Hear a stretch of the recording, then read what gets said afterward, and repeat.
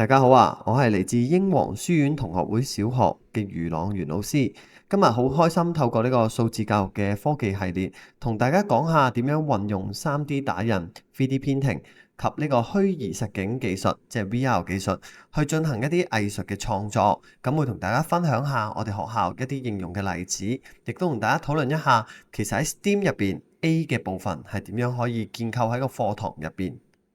咁 STEAM 入邊咧好講求創新，咁而藝術咧其實往往就係創新嘅關鍵嚟嘅。咁我哋睇翻施政報告啦，其實喺好早之前咧已經提過 STEAM 入邊藝術嘅部分咧，我哋係需要重視。而課程發展處啊，或者係各個教育局嘅部門咧，亦都將呢個藝術嘅部分咧加咗落去 STEAM 嗰度，去提升老師嘅培訓啦，亦都同時咧令到學生喺課程上咧有更加多接觸到 art 呢個藝術嘅部分嘅。咁首先咧，要打破大家一個錯誤嘅諗法。好多時候咧，大家喺一啲 STEAM 嘅 project 入邊咧，加入 art 嘅元素，咁咧都係會諗啊，可能係一啲油顏色啊、裝飾啊，總之咧就係令到一件產品睇落會靚啲。咁但係其實咧喺官方嘅定義入邊咧，art 呢個元素咧，亦都係一個解決問題嘅核心元素啊！佢可以係貫穿成個 project 一個由零開始嘅設計思維啦，而當中咧其實亦都唔好忽視咗呢啲草圖嘅繪製啦、物料嘅試驗啦，甚至乎喺當中加入一啲同理心嘅探索。最終嘅目標咧，我哋係希望將 art 呢個元素咧產出一個解決問題，應用喺生活上嘅人工工程嘅方案出嚟，咁所以會知道其實咧呢個 art 並唔係淨係一個裝飾品，而係咧我哋喺創新教育入邊一個好重要嘅引擎。咁大家有陣時都會誤解，覺得A 呢個元素 art 咁咪交翻俾視藝科老師去處理咯。咁但係其實咧當中並唔係獨立一個學科上面嘅堆疊啊，而係咧我哋好需要咧將 STEAM 教育入邊咧喺每一個步驟咧都加入呢個art 嘅元素。咁譬如喺一開始由零開始嘅設計思維入邊啦，我哋咧喺協作同起源入邊咧都可以有構思個 art 呢個元素落去。另外，將一啲意念變得視覺化，即係譬如佢有個諗法，我哋可以變成一啲草圖啦，去幫助我哋溝通，甚至乎將一啲理念同知識做轉化咧，其實都係藝術好重要嘅一個部分。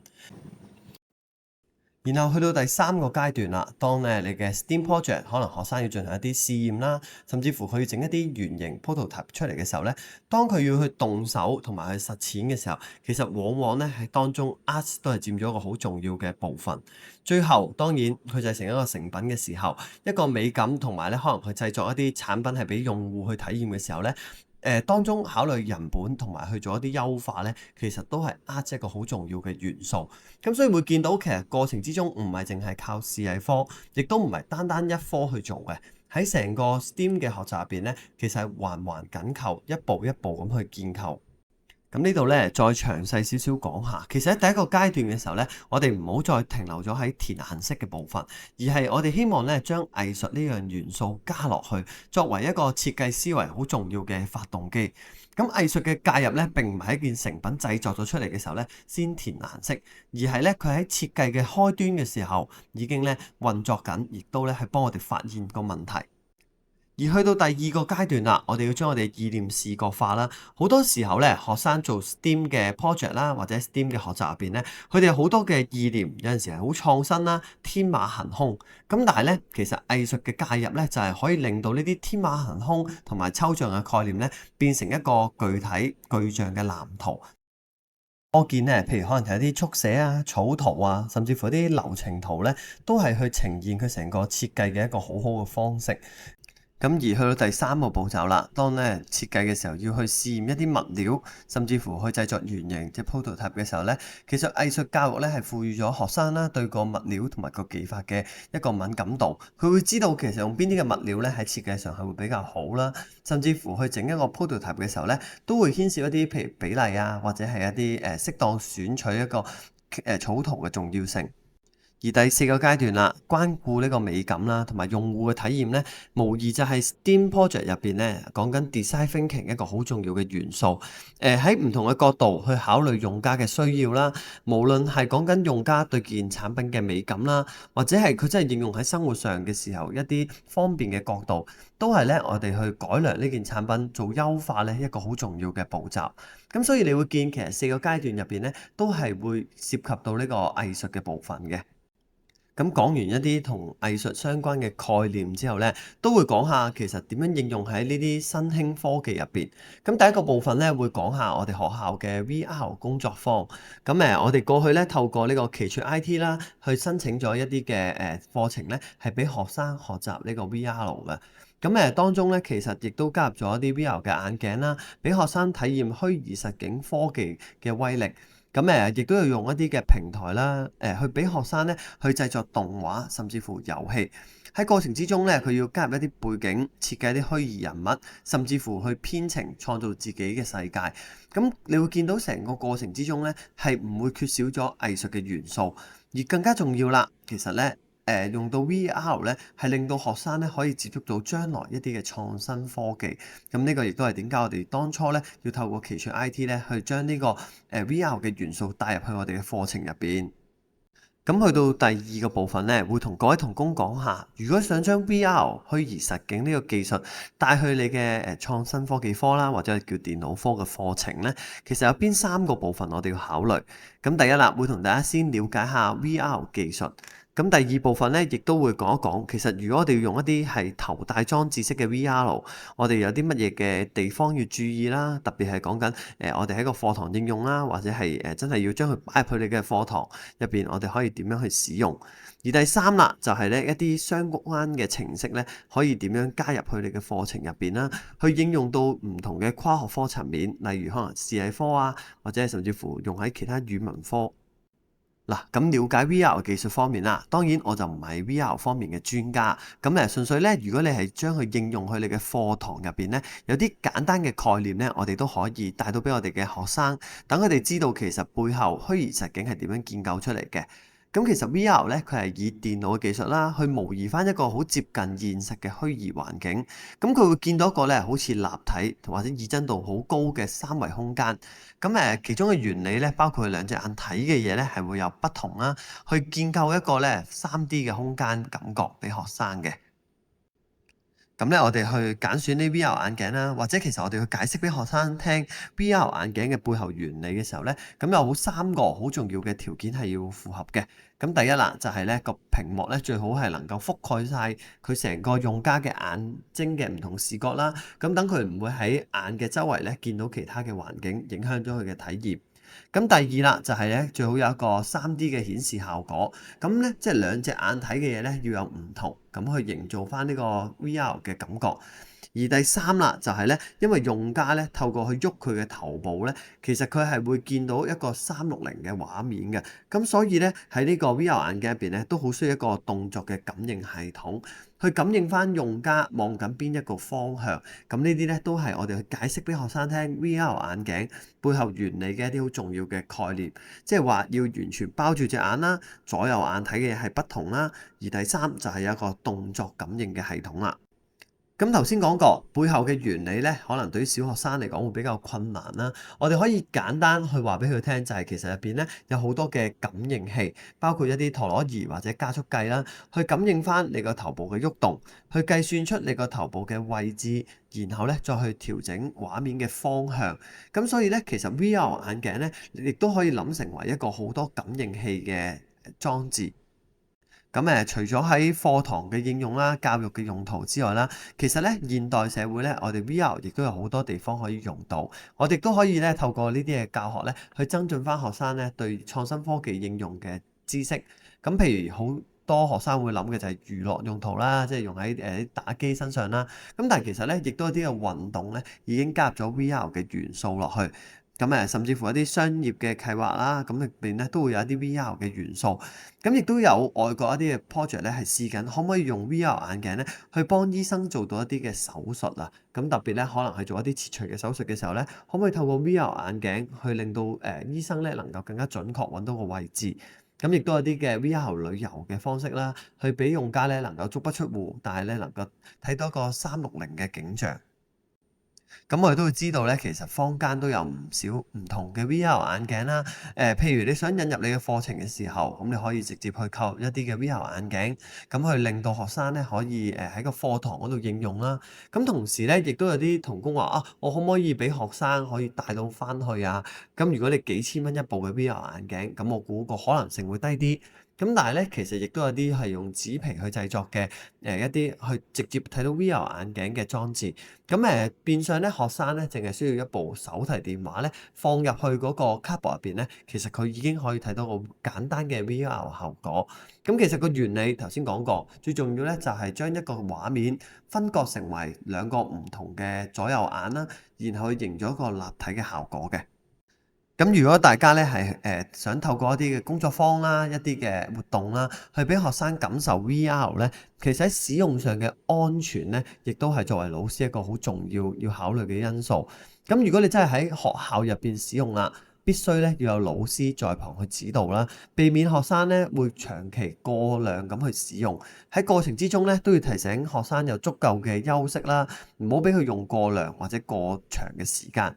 另外啦，有陣時咧，學生咧，佢當佢戴一個 VR 眼鏡嘅時候咧，佢未必會感受到周圍嘅變化。咁所以咧，我哋都會建議喺一啲清空嘅活動區域咧，先至去進行呢啲 VR 嘅體驗。咁避免咧學生咧，可能當佢戴咗 VR 眼鏡嘅時候，太過興奮啦，去撞到周圍嘅嘢，甚至乎咧發生意外咧，都係唔想嘅。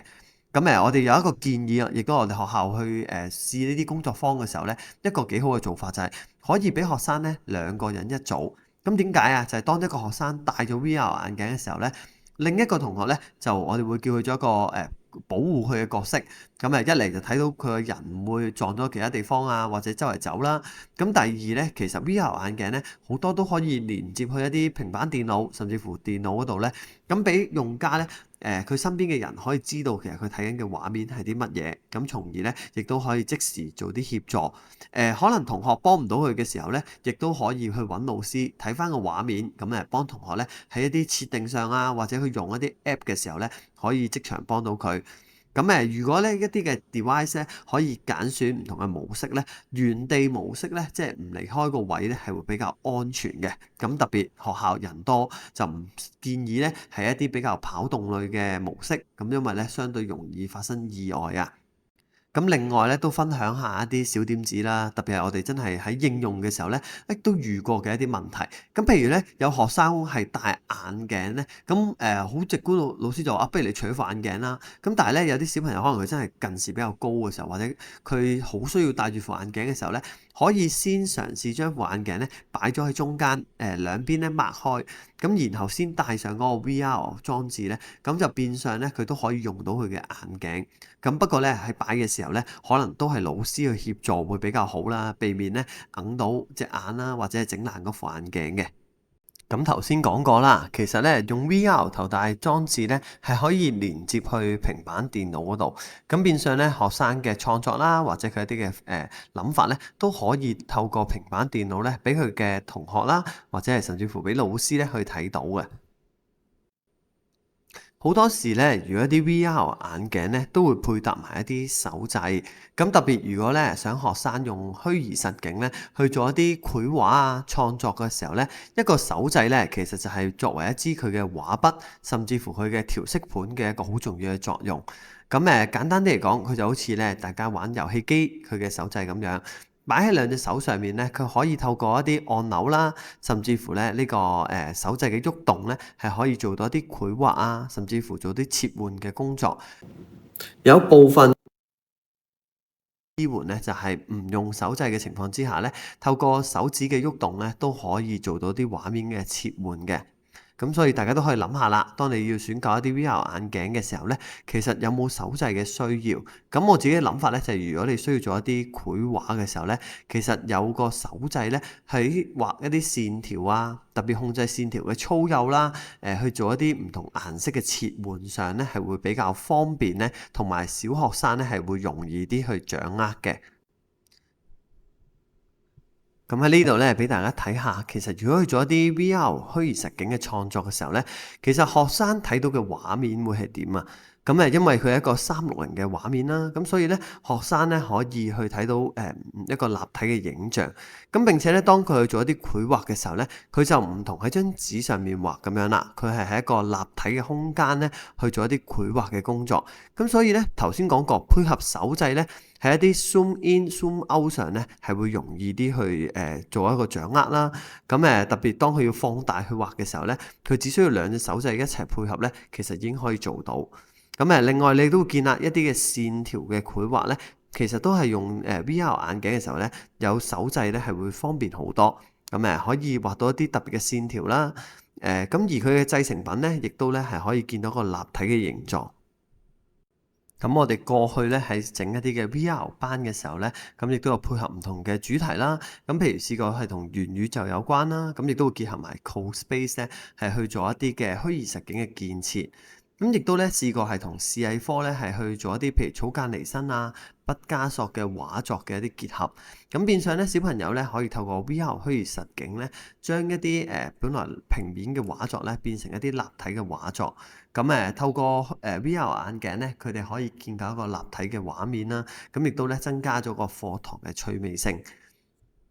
咁亦都咧，可能有啲未推行嘅學校咧，都會有少少擔憂啊。譬如用呢啲 VR 眼鏡，會唔會對學生嘅視力會有影響啊？或者喺健康上會有影響？咁所以咧，亦都係點解喺一開始咧，都同大家講，我哋好需要咧有老師喺課堂嘅協助，去確保咧學生唔會用過長嘅時間啦，或者佢唔會因為唔識得用或者亂咁用咧，導致影響咗佢嘅眼睛啊，或者影響咗佢健康。咁第二啦，就係其實喺分組上咧，都係好需要大家去協調啊，去確保咧小朋友唔會係單獨去使用啦。更加重要咧，就係佢用緊嘅時候咧，老師係能夠知道佢用緊喺啲咩嘅地方。咁就變相有老師之前都會擔心，會唔會佢戴咗 VR 眼鏡，咁佢其實做緊啲乜我都唔知啊，或者佢開咗啲咩網頁我都唔知道。咁其實咧，只要配合埋平板電腦咧，其實都可以俾老師知道學生咧係做緊啲乜嘢，咁亦都咧可以喺適時咧係去做一啲協助啦。啲繪畫咧係好需要視藝嘅元素啊，包括咧佢畫嘅時候線條嘅粗幼啦、用嘅顏色啦，其實咧都係需要咧喺視藝上嘅學習咧，能夠可以話到俾佢聽，點樣用色啊，點樣去用唔同嘅筆觸啊，可以表達到乜嘢嘅情感啊，甚至乎啦，佢由一個平時平面嘅繪畫變成一個立體嘅繪畫嘅時候，當中有啲咩嘅改變，有啲咩嘅轉變咧，其實喺老師嘅教學上咧，都係要兼顧到嘅部分。令到咧佢哋能夠知道點樣可以咧用虛擬實境去做一啲創作。